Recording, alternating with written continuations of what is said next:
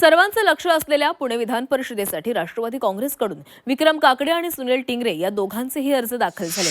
दोघांनी अर्ज दाखल केल्याने राजकीय सस्पेन्स वाढलेला आहे। पक्षाकडून विक्रम काकडे आणि सुनील टिंगरे या दोघांनाही एबी फॉर्म देण्यात आला।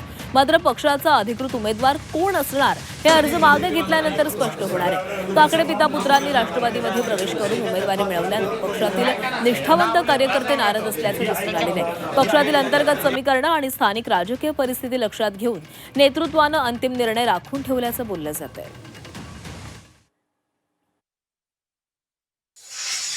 युवक म्हणून मी नक्कीच सगळ्यांबरोबर त्यांच्या दुःखात सहभागी राहतो। आज मला माहिती आहे थोडे लोक नाराज झाले, पण त्यांना पण आम्ही नक्कीच भेटून त्याच्यातनं भविष्यात कुठे संधी मिळू शकतो तशी आम्ही देऊ।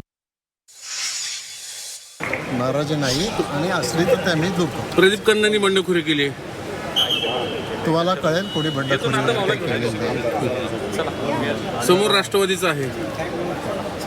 असं आहे की सगळ्याच पक्षांना सगळ्याच उमेदवारांना फॉर्म भरायचं काही परवानगी घ्यावी लागत नाही, त्यामुळे भरला असेल तर तो भूमिका आहे। बंडखोरी झाली, काही बंडखोरी झालेली नाही, सगळं तुम्ही बघा माघारीपर्यंत सगळं ठीक होऊन जाईल।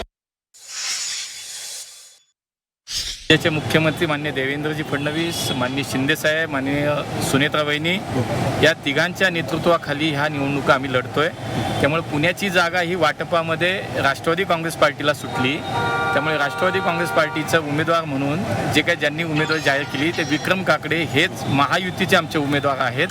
आणि त्यामुळे मी तुम्हाला विश्वास देतो की मोठ्या मताधिक्याने एकतर्फी विजय महायुतीचे उमेदवार म्हणून निश्चितपणे आमचे विक्रम काकडे